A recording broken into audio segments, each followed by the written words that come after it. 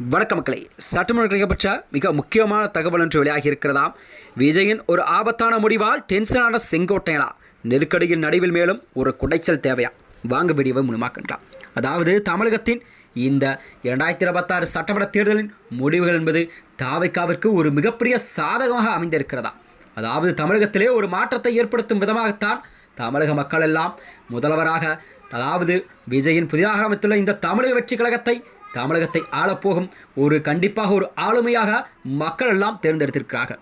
யாரும் எதிர்பாராத அளவிற்கு தமிழகத்திலே தாவேகா 108 இடங்களை பெற்று ஆட்சி அமைக்க ஆளுநரிடம் உரிமை கோரியுள்ளதா. திமுகவோ அல்லது அதிமுகவோ ஆட்சி அமைக்க உரிமை கோர முடியாத நிலை உருவாகியிருக்கிறது தமிழகத்திலே.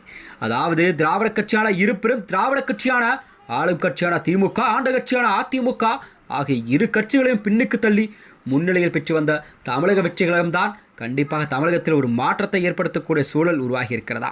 அத்துடன் தனது பெரும்பான்மை நிறைவேற்ற அவர்களுக்கு கண்டிப்பாக கால அவகாசம் நீடித்து கொடுப்பதன் மூலம்தான் தற்போதைய சூழலில் சாத்தியமான நடவடிக்கையால் பார்க்கப்பட்டு வருகிறதா.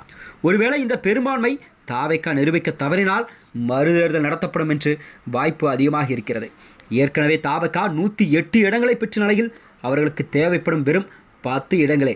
ஆனால் விஜய் பெரம்பூர் மற்றும் திருச்சி என 2 தொகுதியில் போட்டியிட்டு வெற்றி பெற்றது தற்போது அவர்களுக்கே சிக்கலாக மாறியிருக்கிறது.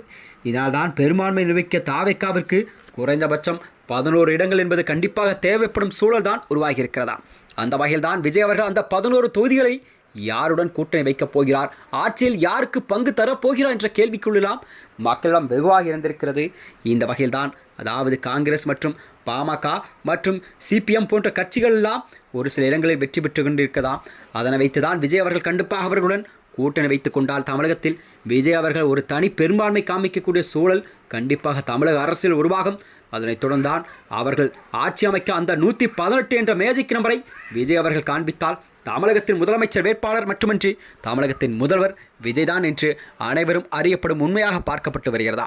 இந்த நிலையில்தான் விஜயோட அதாவது விஜயின் அடுத்த கட்ட நகர்வு என்னவாக இருக்கும், அதாவது செங்கோட்டையின் அடுத்த பிளான் என்னவென்றால் அதிமுகவில் உள்ள முக்கிய எம்எல்ஏகளை கண்டிப்பாக அவர் பேசி, அதாவது மறைமுக பேச்சின் காரணமாக அந்த எம்எல்ஏக்கள்லாம் தன்னுடன் இழுக்கும் வேலைகளை செங்கோட்டையன் செய்து கொண்டிருக்கிறார். அந்த 11 எம்எல்ஏக்களுக்கு செங்கோட்டையன் கண்டிப்பாக அதற்காக புது பிளானை போட்டிருப்பதாகவும் அரசியல் வட்டாரத்தில் பேசப்படும் செய்தியாக பார்க்கப்படுகிறதா. இந்நிலைதான் விஜய் அவர்கள் கண்டிப்பாக இன்னும் 2 தினங்களில் முதலமைச்சர் வேட்பாளராக கண்டிப்பாக பதவியேற்பது என்பது அனைவரும் அறிந்த உண்மை. விஜயின் அடுத்த கட்ட நகர்வு என்னவாக இருக்கும் என்று மக்களிடம் ஒரு பெரிதாக கேள்விக்குறியாக எழுந்தக்கூடிய சூழல் தான் உருவாகி இருக்கிறது. மேலும் இது போன்ற வீடியோக்களை தெரிந்து கொள்ள நமது சேனலை மறக்காமல் சப்ஸ்கிரைப் செய்து கொள்ளுங்கள். நன்றி, வணக்கம்.